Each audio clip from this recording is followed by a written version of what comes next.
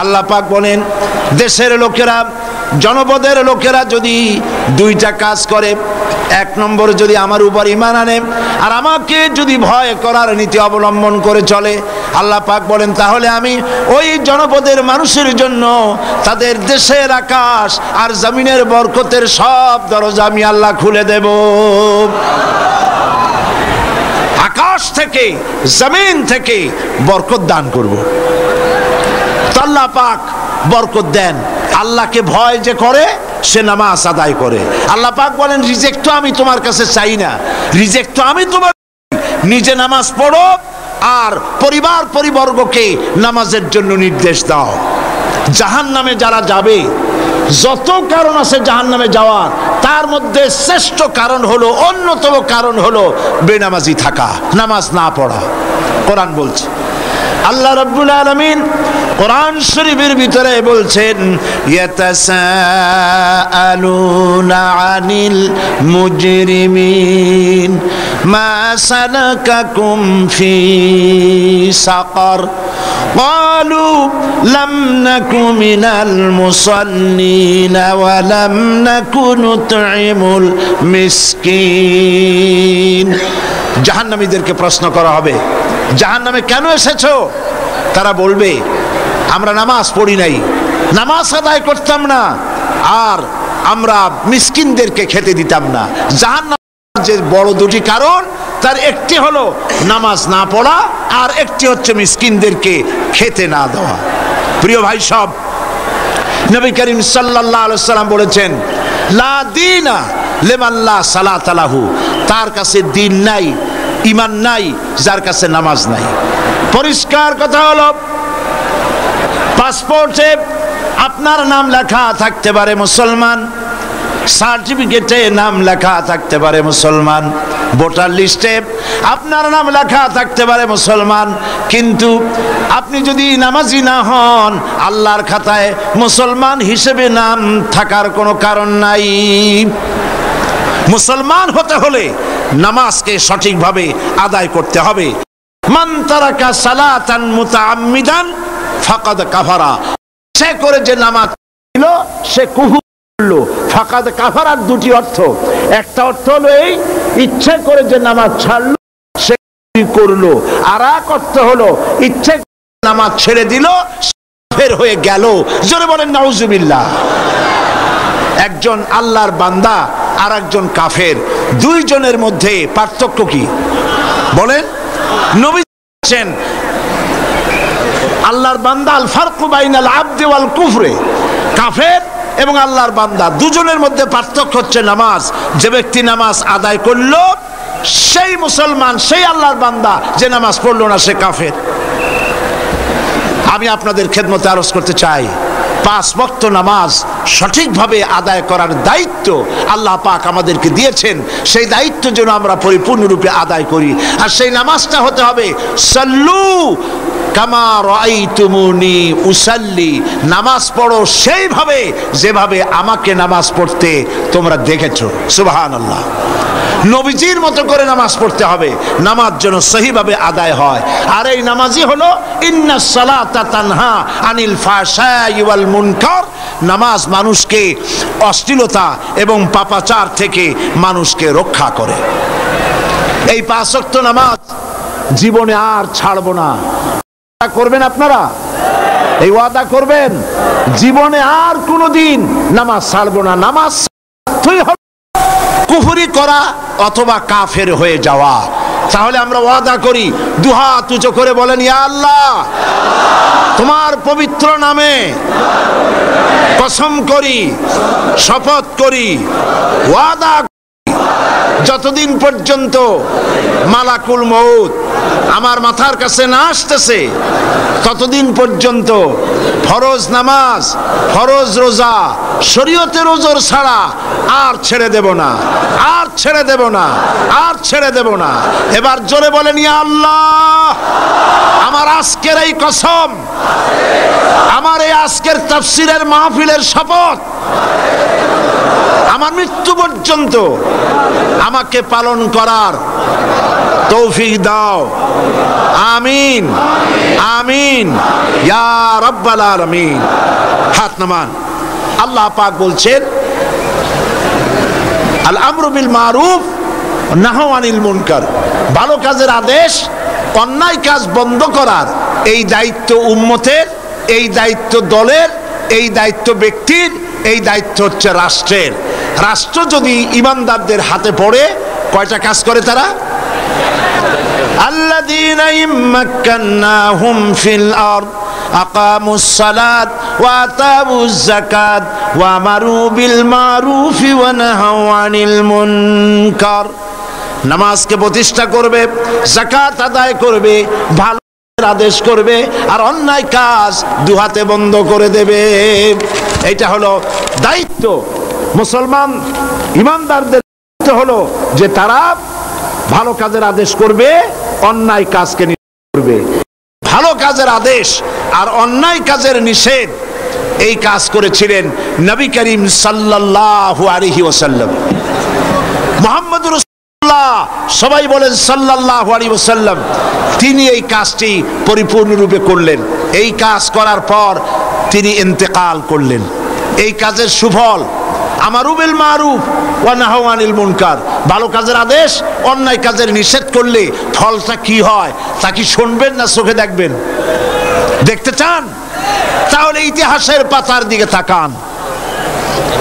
হযরত নবী করিম সাল্লাল্লাহু আলাইহি ওয়াসাল্লাম ইন্তেকাল করেছেন। হযরত নবী করিম সাল্লাল্লাহু আলাইহি ওয়াসাল্লাম ইন্তেকাল করেছেন। এখন ক্ষমতায় এসেছেন আবু বকর রাদিয়াল্লাহু তাআলা আনহু। হযরত আবু বকর রাদিয়াল্লাহু তাআলা আনহু ক্ষমতায় এসে তিনি বিচারপতি বানায় দিলেন হযরত ওমর রাদিয়াল্লাহু তাআলা আনহুকে। হযরত ওমর রাদিয়াল্লাহু তাআলা আনহু তিনি আজকে বিচারক, বিচারপতি। 1 বছর বিচার কার্য পরিচালনা করলেন। 1 বছর পর ঐতিহাসিকরা লিখছেন ফামাকাসা আমান কামিলান ফালাম ইয়াখতাসিম ইলাইহি ইসনান। 1টি বছর চলে গেল, বিদায় হয়ে গেল। হযরত ওমর রাদিয়াল্লাহু তাআলা আনহুর বিচারালয়ে 2টা লোক এরকম এলো না যে একজন আরেকজনের বিরুদ্ধে কোনো মামলা দায়ের করার জন্য কেউ হযরত ওমরের দরবারে আসলো না। সুবহানাল্লাহ বলবেন না? সুবহানাল্লাহ বলবেন না? পৃথিবীতে আছে এরকম কোন দেশ যেখানে 1 বছর কোনো মামলা দায়ের হয় না? হযরত ওমর এলেন নবী করিম সাল্লাল্লাহু আলাইহি ওয়াসাল্লামের, হযরত ওমর এলেন আবু বকর রাদিয়াল্লাহু তাআলা আনহুর কাছে। এসে বললেন মা হাজাতাবি ইনদা কওমিন মুমিনিনা ইয়া খলিফাত রাসূলিল্লাহ সাল্লাল্লাহু আলাইহি ওয়াসাল্লাম। হে রাসূলের খলিফা হযরত আবু বকর, এই জাতির কাছে বিচারকের দরকারটা কি? উনি জিজ্ঞেস করলেন কারণ কি, একথা কেন বলো? তিনি বললেন আমি 1 বছর পর্যন্ত বিচারালয় বসে থাকলাম, সকালে আসি বিকালে যাই, 1 বছরের ভিতরে একটা লোকও আমার কাছে আসলো না একটা মামলা নিয়ে। তো যেতে সেখানে বিচারকের দরকার কি? হযরত আবু বকর প্রশ্ন করলেন তোমার কাছে বিচার চাইতে কেউ আসলো না কেন, এ ব্যাপারে তোমার ধারণা কি? হযরত ওমর বলেন ইয়া খলিফা, হে আল্লাহ রাসূলের খলিফা, আমার ধারণা হচ্ছে 1 বছরের ভিতর বিচার আমার কাছে কেউ চাইতে আসলো না, তার কারণ দীনুহুমুন নাসিহা। এই কওম, এই জাতির দিন হচ্ছে ভালোবাসা। এ জাতি, এ মুসলিম জাতি একজন আরেকজনকে ভালোবাসে, কল্যাণ কামনা করে, প্রত্যেকের কল্যাণ কামনা করে। একে অপরের কল্যাণ কামনা করলে সেখানে কি মারামারি হয়, মামলা মোকদ্দমা হয়? দীনুহুমুন নাসিহা ওয়া মানহাজুহুমুল কোরআন। আর তাদের মানহাজ, তাদের সংবিধান, তাদের উদ্দেশ্য, তাদের লক্ষ্য আল্লাহর কোরআনের রাজ কায়েম করা। আল্লাহর কোরআন হচ্ছে তাদের সংবিধান। আর 1 বছরের ভিতর একটা মামলা আসে নাই, কারণ দীনুহুমুন নাসিহা। এই জাতির দিন হচ্ছে পরস্পরকে ভালোবাসা। ওয়া আমালুহুম আল আমরু বিল মারুফ ওয়া নাহু আনিল মুনকার। আর তাদের আমল হলো একজন আরেকজনকে ভালো কাজের আদেশ দেয় আর অন্যায় কাজ দুহাতে ফিরায়। কথা বুঝতে পেরেছেন? অন্যায় কাজ বন্ধ করে দেয়। ওয়াইদা মারিদু আহাদুহুম আদুহু, যখন এদের মধ্যে কেউ অসুস্থ হয় তাহলে তখন তারা সকলে তাকে দেখে সেবা শুশ্রূষা করে। ওয়াইজা ইফতাকারা নাসারুহু, আর যখন তাদের মধ্যে কেউ ফকির হয়ে যায়, গরিব হয়ে যায়, তখন তাদের সাহায্য করার জন্য লোকেরা এগিয়ে আসে। ফামাযা ইয়াখতাসিমুনা ইলাইয়া ইয়া খলিফাতা রাসূলিল্লাহ সাল্লাল্লাহু আলাইহি ওয়াসাল্লাম, এই যখন অবস্থা, তখন কোন দুঃখে আমার কাছে মামলা নিয়ে লোকেরা এসে হাজির হবে? এই জন্যই আমার কাছে মামলা নিয়ে কেউ আসে না। এই জন্য কাজটি হলো আমারু বিল মারুফ ওয়া নাহয়ু আনিল মুনকার। এই কাজটা করলেই জমিনে শান্তি প্রতিষ্ঠা হবে, দেশ সুখী হবে, সমৃদ্ধশালী হবে।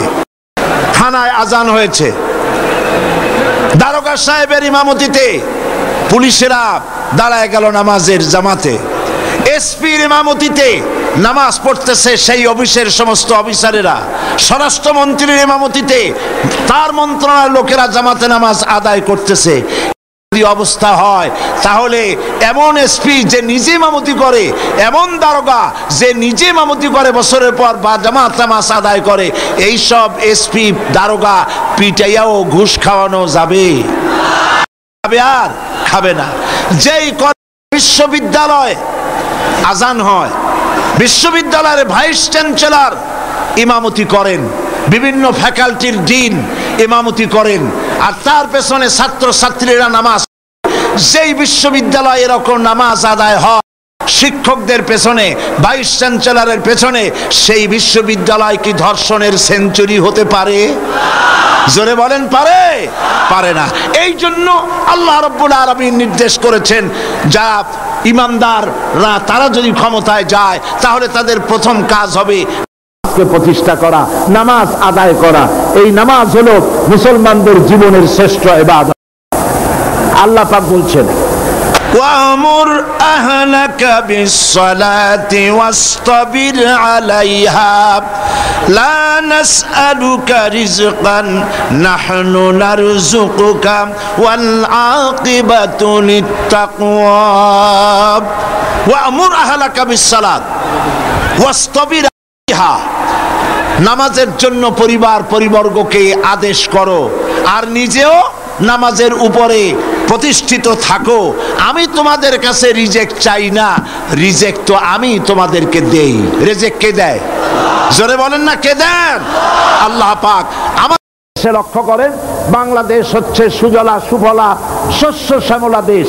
যেখানে হাত দেবেন সেখানে খাবার পাওয়া যায়, পুকুরে খাবার পাওয়া যায়, পানির মধ্যে হাত দিলে খাবার পাওয়া যায়, গাছে হাত দিলে খাবার পাওয়া যায়, মাটিতে হাত দিলে খাবার পাওয়া যায়। এত খাবার যে দেশে, সেই দেশের মানুষেরাই বেশি না খাইয়া মরে। ঠিক কিনা বলেন? এবার যান মধ্যপ্রাচ্যে, আরবে যান, যে দেখবেন পাহাড় আর পাহাড়, বালু আর বালু, মরুভূমি আর মরুভূমি। গাছপালা তেমন কিছু নাই, ফসলাদিও তেমন কিছু হয় না।